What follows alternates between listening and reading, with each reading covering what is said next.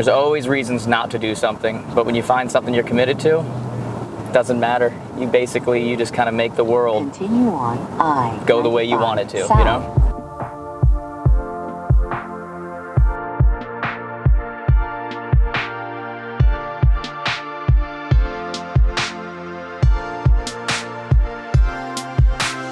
I'm gonna actually respond to people in this drive-thru. This is legit what I do to respond to people all day. I'm gonna drive through and it's like, hey, just hitting stuff like as I'm like, it's like every 3 seconds you get responding to everybody.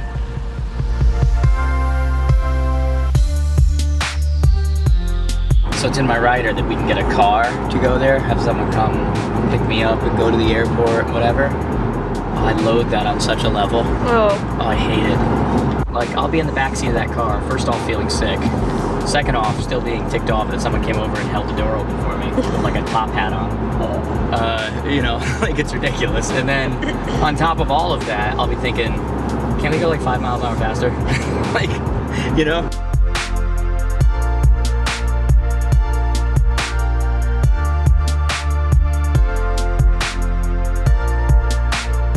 That's where I look like a jerk, because I am equal parts a lover of people and equal parts a hater of people. Not an extroverted person. Yeah. You know, like, I'm an extreme introvert who has the ability to push the button, you know, and become an extrovert. It's not that I'm faking it, it's that that is a part of me, but I have to go there, right? And I think that that's part of what relates to so many of the people who watch me, is because they relate to that too. They're so used to being on all day, they just love, you know, some of them are extroverted, but a lot of them are introverted by nature. They love the quiet time by themselves, you know? And so it's funny because, like I said, I'm equal parts a lover of people and I'm equal parts a lover of no people. Like, just leave me alone, you know, like that. When I get off a plane or I'm exhausted, whatever, I just wanna, if half the people who follow me just saw me from a distance hanging out in an airport, they'd probably think I was a jerk. Because I'm just headphones in to myself, trying not to talk to anybody, trying, like, you know? And yet there's the other side of me that is equal parts lover of people, that the reason why I push as hard as I do and I do the things that I do is because I care so much.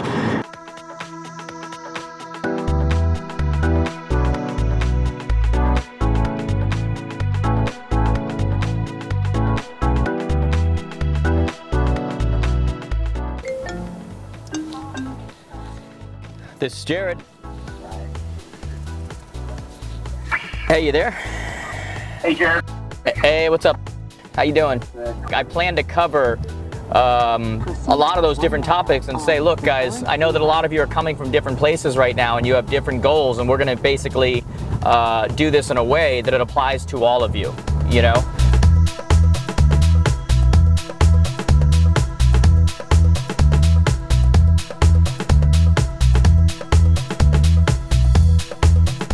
Before you get on, okay? Awesome. She's gonna try.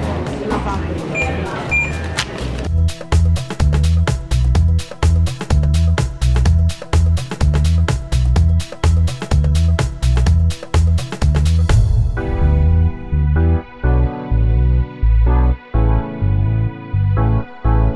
What's really cool is, since I lived in 6 different states growing up, I lived in big cities and little towns and little whatever, and I think it really helps me to this day because I can relate. I'm like a chameleon. I can relate to any type of a person I get in front of, whether they're from a small town with farms everywhere, or whether they're from the big city, whatever. You know, like, there's a part of me that relates with them in some way. I think it helps. All right, we should be coming up on it right now. What is it called?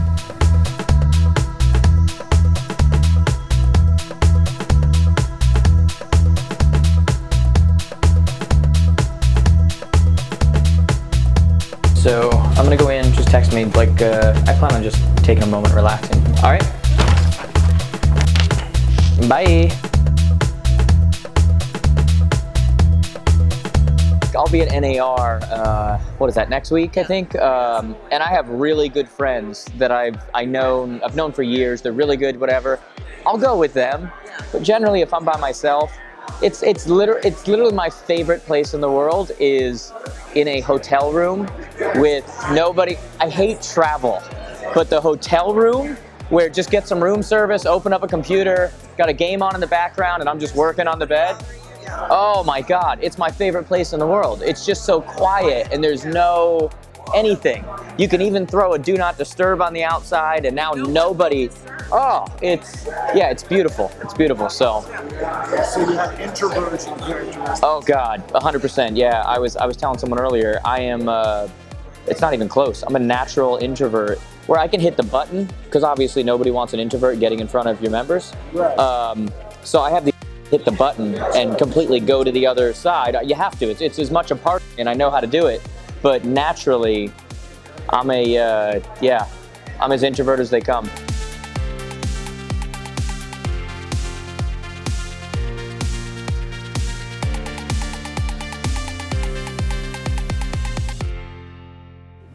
I mean, like, I was asleep shortly after, though. Yeah, by 10. Yeah. Oh, yeah. And then I was up at like 3:30. Why do you do that? I don't want to. Oh, this is, I'm sorry, I'm that. No, we're going down, yeah. I'm that guy that tried to get off the wrong floor. See, if you weren't doing this, I would act like that was my floor and I'd walk off and let her go down. So, Millwood Fire, so it's 252 Costello Road.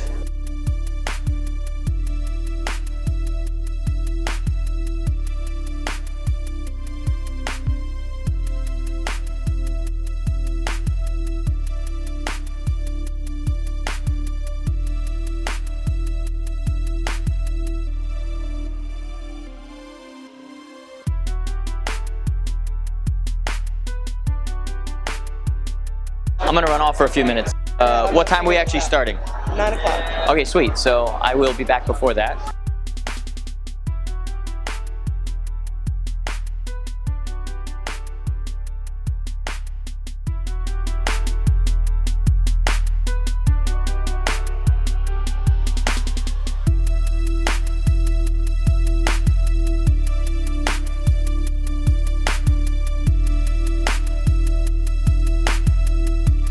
Because we don't like rejection. And in referrals, there's really not that much rejection. Not as much as there is with the other things we're going to talk about today. And so I'm going to be going over keep going after it. We teach our students how to get more referrals. I love referrals. I want to make that very clear. But you know what I love more? Is when the industry makes a shift and the market starts going down, your business still goes up. That's what I love even more. Because how many of you know that you have right now, you're doing okay, but as soon as the market shifts, your business is going to follow whatever the market does. True or not true? And that's just not cool, because does your mortgage follow the market? Do your bills, do you call them and say, hey, not a great month this month. Check back with me next month. They'll check back all right with a foreclosure notice, right? Like, that's not how it works. And so we kind of have to run this balance between, yes, we're entrepreneurs, we love this business, we get into this because we love the thrill of the deal, and there's all these other reasons that are there, but we also have to understand that comfort is actually our enemy. Like, it just is. And I don't even want to go into that because that sounds so cliche, so I'm going to move on from it, but it just is.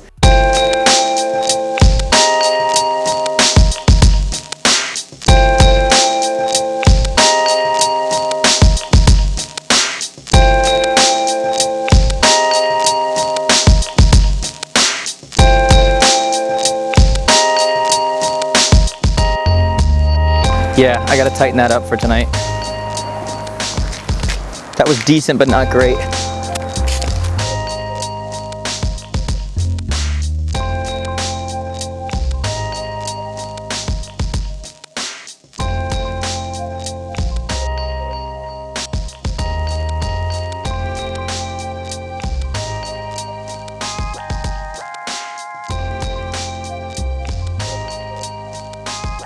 This looks like the type of gathering. The guy doing the speaking tonight, I'm right here, yeah. Good to meet you in person. Yes. Oh yeah, you kidding me? I was in Virginia this morning doing an event, so this was great. Just got to drive right over. Yes. Did I hear we can do it just right off of a thumb drive? We can throw it onto there, so can I put that on there now? And is there a mic we can throw on and all that stuff? Everything is right there. If Okay. you call, I can get too. All right, cool. I'll go check it out right now, but.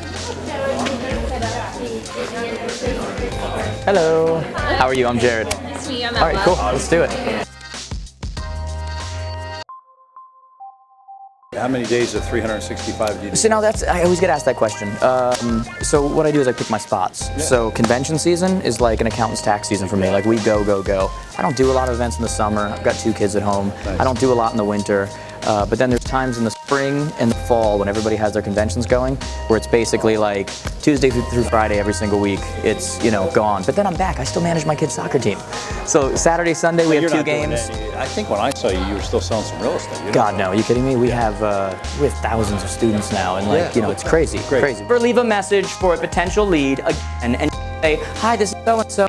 I got your inquiry about so-and-so. I'll be at this number. Give me a call back. They don't care about you. They're going to move on. They're going to get stuck. Guys, you guys can't even focus on anything throughout your day. It's amazing. Look right now. Like, this is not how our world works. We are all over the place. They're not going to remember to call you. Okay? So instead what you do is you say, hey, I got your inquiry about so-and-so. It's funny that you're calling me about that particular one. I'm going to be at this number for the next 30 minutes for your call. We're not even really running businesses. We're just trying to pay bills. Never taking the time to do the unsexy work of creating systems and processes that will ultimately hold your business up for the next 25 years, because we're just so busy.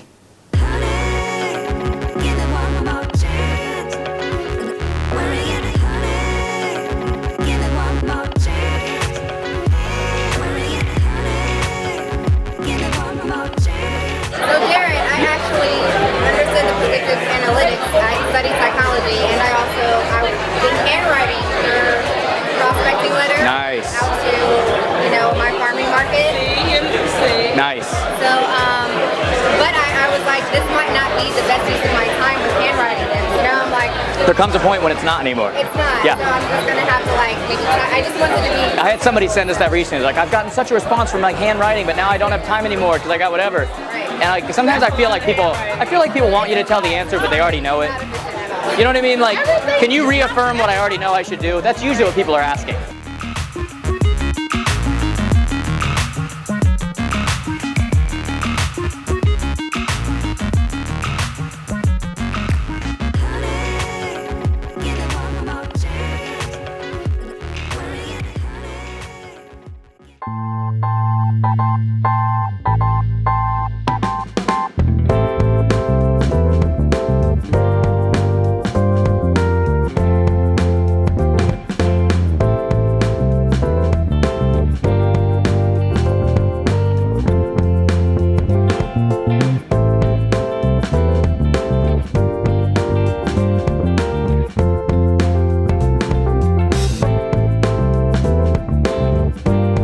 So we are hoping that the flight is not delayed. We'll see how this goes. But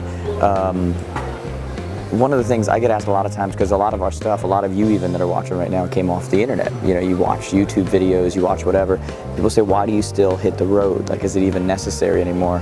And for me, we're right smack dab in the middle of convention season right now. And it just kind of proves to me more than ever, as tired as you get and everything else, that just getting out and talking to people, all the conversations I had last night, the day before, the other event, or actually that was the same day, it just keeps you relevant. You hear what it is that matters to people, what it is they need to hear about, what it is that's actually going to, as I used in the event yesterday, what's going to move the needle for them. Like, that's my thing whenever you get in front of people, is what am I going to do, what am I going to say today that's going to move the needle. So for me, doing this, getting delayed, or doing whatever, which completely sucks, it's still so important, even though the internet's so powerful, because it gets me in front of the very people that I'm trying to help and lets me know exactly what it is that they need, right? So there's, from your perspective, you're watching this right now, it's like there's 2 different games. There's the internet game, there's the, look, everybody's going there.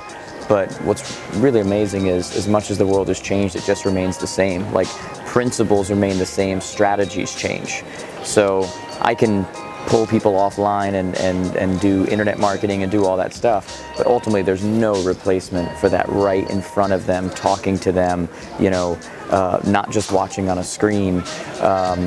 The reality that comes with that there's just no replacement. Just like in so many of your businesses, there's pulling people offline, you know, again, internet marketing, whatever. But then really, it's your face-to-face skills that actually matter. So that's why I do this. It's just staying relevant with what do they need to hear, what do they need to know, what's going to help them move the needle. That's all that matters to me.